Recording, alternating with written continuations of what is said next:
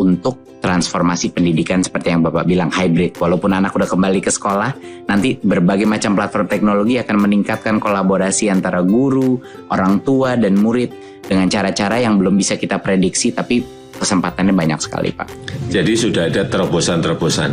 Sudah, Pak. Ke sana. Ada beberapa, ya. Pertama bilang tadi adalah digitalisasi sekolah akan menjadi salah satu fokus utama di dalam program Merdeka Belajar ini.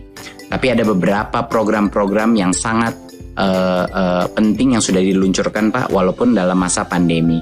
Yang pertama adalah ujian nasional kita ubah menjadi asesmen nasional, di mana sekarang kita bukan mengukur informasi, tapi kita mengukur numerasi dan literasi kemampuan bernalar, Pak, sesuai dengan standar internasional.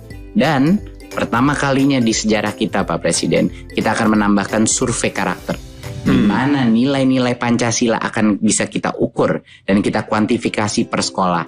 Isu-isu seperti intoleransi, kekerasan seksual, dan perundungan bisa kita ukur, Pak Presiden. Bagus sekali. Per sekolah, Pak, nanti ada peta-petanya gitu. Bagus sekali. Jadi ini program Big Data, salah satu program Big Data pertama kita, Pak. Bagus Pak sekali. Presiden selalu menagih saya mengenai melakukan digital government. Jadi ini step pertama kita, Pak. Ya, itu lompatan yang ingin kita lakukan kan di situ.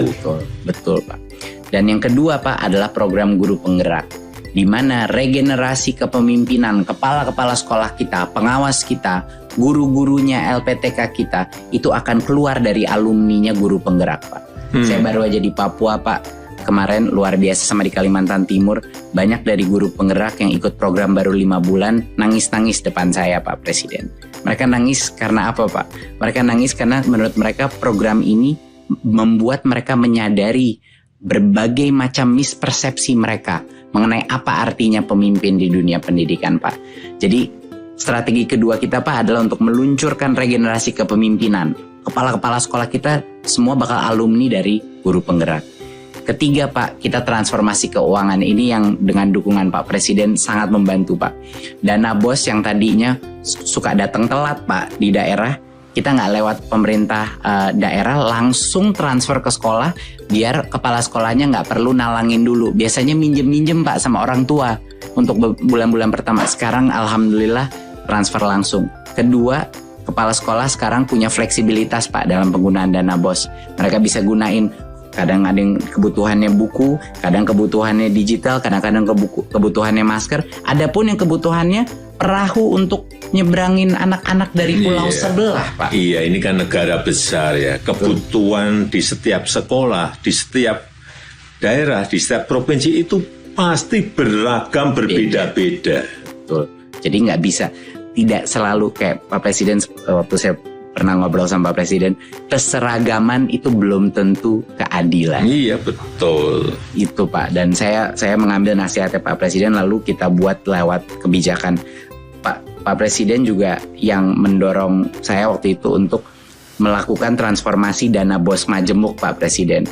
Kan aneh kan, Pak. Dulu Pak Presiden bilang sama saya, Mas Menteri, ini aneh kok jadi per anaknya di Jakarta sama per anaknya di Papua, di Pulau Maluku. Jadi setelah kita evaluasi, kita ubah, Pak Presiden. Sekarang namanya dana BOS Majemuk.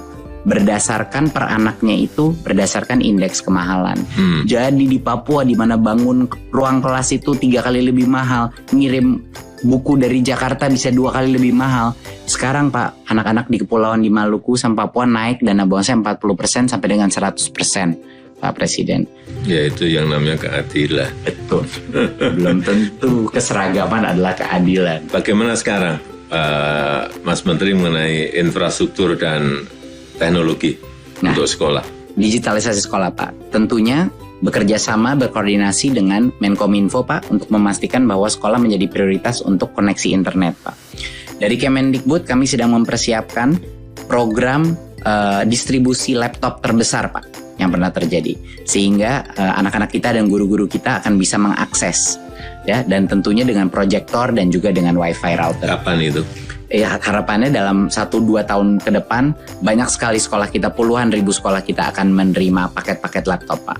Dan juga Pak, beberapa inovasi yang kita lakukan tentunya di Kampus Merdeka dan KIP Kuliah Pak. Di Kampus Merdeka adalah program yang luar biasa didukung Pak Presiden, adalah untuk membuka opsi bagi perusahaan, bagi NGO-NGO untuk membuat kursus-kursus 1 semester yang akan mendapatkan full SKS bagi anak-anak mahasiswa kita. Jadi sekarang belajar bisa di mana-mana. Ya, sekarang artinya belajar itu bisa dengan siapa saja. Belajar juga bisa di mana saja. Dengan siapapun, bisa dengan perbankan, bisa dengan industri, bisa dengan UKM, semuanya bisa. Bener, setuju sekali Pak. Tapi masalahnya dulu Pak Presiden, jangka waktunya kependekan. Kalau mau magang itu cuma 1-2 bulan Pak. Dan anak-anak kuliahnya masih dan jumlah mata kuliah di universitasnya. Sekarang sudah berubah Pak. Dia akan mendapatkan full 20 SKS di dalam perusahaan tersebut. Jadi dia tidak harus mengorbankan SKS dia dan kapan dia lulus. Dan juga disubsidi oleh pemerintah biaya gajinya itu mahasiswa, biaya uang transportnya itu disubsidi Pak oleh pemerintah. Jadi ini kesempatan yang sangat besar bagi perusahaan juga untuk menambahkan talentanya. Itu Pak, kira-kira. Inilah perubahan, inilah transformasi yang kita inginkan. Betul Pak, betul Pak. Dan banyak sekali perusahaan yang semangat Pak. Waktu saya bilang sama perusahaannya, Pak Presiden yang minta ini partisipasi semua sektor strategis. Mereka luar biasa semangat ya Pak, karena ini benar-benar memecahkan masalah mereka juga. Yang kedua Pak adalah KIP Kuliah. Yang kemarin KIP Kuliah baru saja kita melakukan perubahan, bahwa sebelumnya KIP Kuliah itu cuma 2,4 juta Pak per anak. Masalahnya adalah di prodi-prodi yang sangat baik kualitasnya, ada banyak yang UKT-nya di atas 2,4 juta Pak. Jadi banyak sekolah-sekolah kita diskriminasi terhadap anak-anak penerima KIP Kuliah karena rugi universitasnya. Nah, barulah kita ubah kebijakannya sehingga kalau prodi A itu bisa sampai dengan 12 juta Pak. Untuk prodi B bisa dengan 4 juta. Jadi ya ini persis sama seperti yang Pak Presiden bilang tadi, kesetaraan belum tentu keadilan. Iya, betul.